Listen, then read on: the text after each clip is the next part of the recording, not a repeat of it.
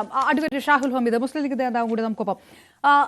മുഗളന്മാരുടെ രാജഭരണകാലമോ അതിൽ ഹിന്ദുക്കളോട് ക്രൂരത നടത്തിയിട്ടുണ്ടോ ഇല്ലയോ എന്നുള്ള ചരിത്ര തർക്കങ്ങളൊന്നുമല്ല. ഈ ഒരു സിനിമ വരുന്നു, അതിനകത്ത് മുസ്ലിം വിരുദ്ധത കൂടി ഉണ്ട് എന്ന് ആരോപിക്കപ്പെടുന്നു ഒരു വശത്ത്.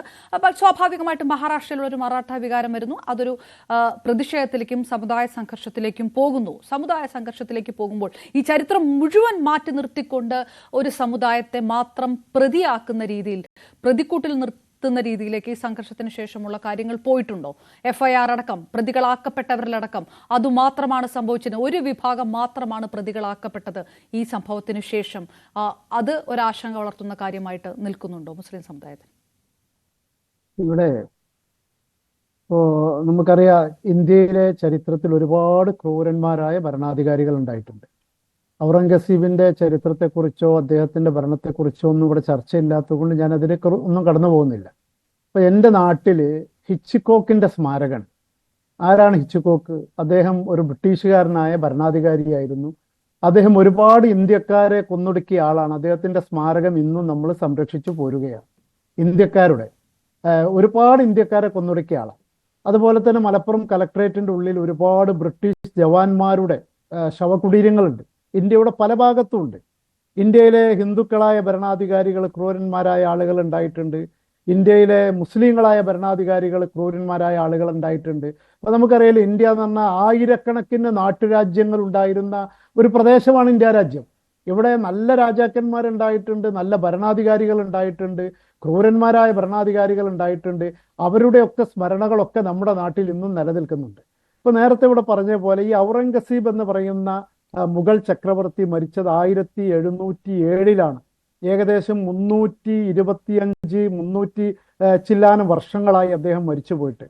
എത്രയോ ഭരണാധികാരികൾ അതിന് ശേഷം ഇവിടെ വന്നു. എത്രയോ നമുക്കറിയാം, സമുദ്രത്തിലേക്ക് എത്രയോ വെള്ളം പുഴയിലൂടെ ഒഴുകിപ്പോയി. ഇന്ത്യയുടെ രാഷ്ട്രീയ സാഹചര്യങ്ങളൊക്കെ ഒരുപാട് മാറി. ഇപ്പോൾ ഈ ഔറംഗസീബിന്റെ പ്രശ്നം ഇവിടെ എടുത്തു ഉദ്ധരിക്കേണ്ട, അതൊരു വിഷയമാക്കേണ്ട സാഹചര്യം എന്താണ്? ഒരു ജാവ എന്ന് പറയുന്ന ഒരു സിനിമ വന്നു.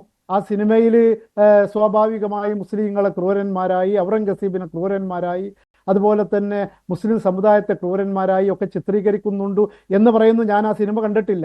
അതിൻ്റെ പേരിൽ വലിയൊരു വികാരമുണ്ടായി എന്ന് പറയുന്നു. മഹാരാഷ്ട്രയിൽ ആകെ വികാരമുണ്ടായി എന്ന് പറയുന്നു.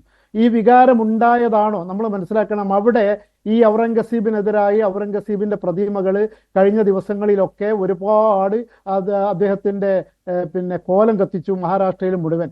അങ്ങനെ ഈ ഔറംഗസീബിന്റെ കോലം കത്തിച്ചതുകൊണ്ട് മുസ്ലിങ്ങൾ പ്രകോപനം ഉണ്ടാക്കേണ്ട ഒരു കാര്യമില്ല. അവിടെ ആരും പ്രകോപനം ഉണ്ടാക്കിയിട്ടുമില്ല. ഒരു സ്ഥലത്തും പ്രകോപനം ഉണ്ടാക്കിയിട്ടുമില്ല. ഒരു സ്ഥലത്തും അതുകൊണ്ട് ഒരു വർഗീയ അസ്വസ്ഥ ഉണ്ടായിട്ടുമില്ല. പക്ഷെ നമ്മൾ മനസ്സിലാക്കണം, ഒരു ധ്രുവീകരണ രാഷ്ട്രീയം ആഗ്രഹിക്കുന്ന ആളുകൾ എപ്പോഴും ആഗ്രഹിക്കുന്നത് അവിടെ എന്തെങ്കിലും ഒരു പ്രകോപനം ഉണ്ടാവണം. പ്രകോപനം ഉണ്ടായിട്ട് പരസ്പരം അവിടെ കലാപം ഉണ്ടാകണം. ഇപ്പൊ ബാബരി മസ്ജിദ് ഇഷ്യൂ കഴിഞ്ഞു. അതുപോലെ തന്നെ ബാക്കിയുള്ള ഒരുപാട് പ്രശ്നങ്ങൾ ഉണ്ടായിരുന്നു. സംഭാലിലെ ഇഷ്യൂ ഇപ്പൊ തൽക്കാലം അവിടെ സുപ്രീം കോടതിയുടെ വിധി വന്നപ്പോൾ അവിടെ നിന്നു. അതുപോലെ തന്നെ ഏക സിവിൽ നിയമം അത് വലിയ ഇഷ്യൂ ആയിട്ട് കൊണ്ടുവരാപ്പോൾ സാധിക്കണില്ല. എന്തായാലും ഒരു ശത്രുവിനെ സൃഷ്ടിച്ച് അവിടെ ഒരു ധ്രുവീകരണ രാഷ്ട്രീയം ഉണ്ടാക്കണം എന്ന് ഈ ആളുകളുടെ ഒരു ലക്ഷ്യമാണ്. ഇപ്പൊ നമുക്കറിയാലോ, അവസാനം എന്താ ഉണ്ടായത്? അവിടെ പ്രകോപനം ഉണ്ടാക്കാൻ വേണ്ടിയിട്ട് അവിടെ ഖുർആന്റെ കോപ്പി കത്തിച്ചു എന്നാണ് പറയുന്നത്. ഖുർആന്റെ കോപ്പി കത്തിച്ചാൽ സ്വാഭാവികമായിട്ട് ഔറംഗസീബിന്റെ കോലം കത്തിച്ചാൽ മുസ്ലിങ്ങൾ പ്രകോപിതരാവണം എന്നില്ല. കാരണം എന്താ വെച്ചാൽ ഔറംഗസീബ് മുസ്ലിങ്ങളുടെ പ്രവാചകനൊന്നുമില്ല. ആയിരക്കണക്കിന് ഭരണാധികാരികൾ മുസ്ലിം ലോകത്തുണ്ടായിട്ടുണ്ട്. അതിൽപ്പെട്ട ഒരു ഭരണാധികാരി മാത്രമാണ് ഔറംഗസീബ്. ഔറംഗസീബിന്റെ ചരിത്രമോ അദ്ദേഹത്തിന്റെ കാര്യങ്ങളോ ഒക്കെ നമുക്കറിയാം. ഒരുപാട് നല്ല കാര്യങ്ങൾ പറഞ്ഞിട്ടുണ്ട്. അതുപോലെ തന്നെ അദ്ദേഹത്തിന്റെ ക്രൂരമായ ഒരുപാട് സംഭവങ്ങൾ ചരിത്രത്തിൽ പറയുന്നുണ്ട്. അതുകൊണ്ട് അത് ന്യായീകരിക്കേണ്ട ആവശ്യമൊന്നും ഇന്ത്യയിലെ മുസ്ലിങ്ങൾക്കില്ല. പക്ഷേ ഖുർആൻ എന്ന് പറഞ്ഞാൽ, അതുപോലെ രാമായണം, മഹാഭാരതം, ബൈബിൾ എന്നൊക്കെ പറഞ്ഞ ഒരു പ്രത്യേക വിഭാഗത്തിന്റെ വലിയ ഒരു വികാരമാണ്. അത് കത്തിച്ചുകൊണ്ട് പ്രകോപനം ഉണ്ടാക്കുക. ഇത് കത്തിക്കുക എന്ന് പറഞ്ഞാൽ ഖുർആനോടുള്ള വിദ്വേഷം കൊണ്ടൊന്നും ആയിരിക്കൂല. അവിടെ മുസ്ലിങ്ങൾ പ്രകോപിതരാവണം, ഒരു കലാപത്തിലേക്ക് പോവണം.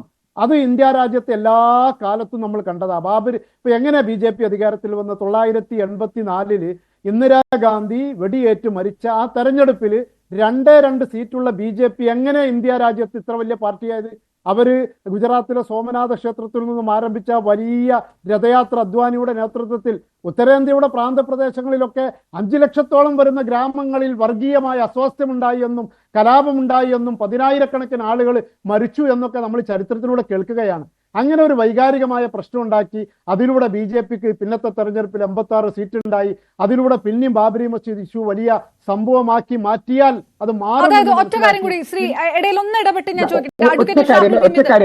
ഒറ്റ കാര്യം പരിശുദ്ധ ഖുർആന് ഒന്നും പറ്റിയിട്ടില്ല, അത് റൂമേഴ്സ് ആണ് എന്ന് കൃത്യമായി പോലീസ് ബാക്കി മീഡിയ ഔട്ട്ലെറ്റ് എല്ലാം പറഞ്ഞിട്ടുണ്ട്. അവിടെ പരിശുദ്ധ ഖുർആനോ ഗീതയോ ബൈബിളോ അങ്ങനെ ഒരു വിശുദ്ധ പുസ്തകവും ഒരു തരത്തിലും അത് അപകീർത്തിപ്പെടുത്തിയിട്ടില്ല. ഒരു ഇന്ത്യക്കാരനും ഇത് ചെയ്യുകയില്ല. അത് റൂമേഴ്സ് ആയിരുന്നു.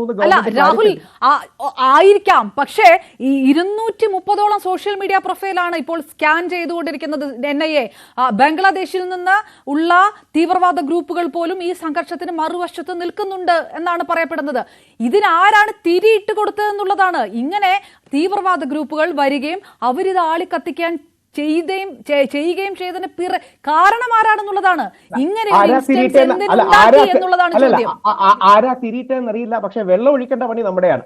ആരാ ഇതിനെ എണ്ണ ഒഴിക്കാതെ വെള്ളം ഒഴിക്കേണ്ട പണി നമ്മുടെയാണ് എന്നുള്ള തിരിച്ചറിവ് ഇന്ത്യക്കാർക്ക് മതി. കാര്യം ഇതിന്റെ പേരിൽ അങ്ങോട്ടും ഇങ്ങോട്ടും അടികൂടുകയല്ല. ഞാൻ അദ്ദേഹം പറഞ്ഞ ശ്രമിക്കണം ഇടയ്ക്ക് പറഞ്ഞതിന് കാര്യം ഇത് മാത്രം ഉദ്ദേശിച്ചാണ് പറഞ്ഞത്. കാര്യം പരിശുദ്ധ ഖുറാനെ കുറിച്ചോ അല്ലെങ്കിൽ എനിക്ക് ഗീതയെ കുറിച്ചോ വേറൊരാൾക്ക് ബൈബിളിനെ കുറിച്ചോ പറയുമ്പോൾ വികാരം ഉണ്ടാകുന്നത് സ്വാഭാവികമാണ്. അതുകൊണ്ട് ഖുറാൻ അങ്ങനെ ഒന്നും സംഭവിച്ചില്ല. ആര് തിരിയിട്ടാലും നമ്മൾ എണ്ണ ഒഴിക്കാതെ വെള്ളം ഒഴിക്കണമെന്ന് മാത്രമേ പറയാനൂ. ഓക്കെ, ഞാൻ തിരികെ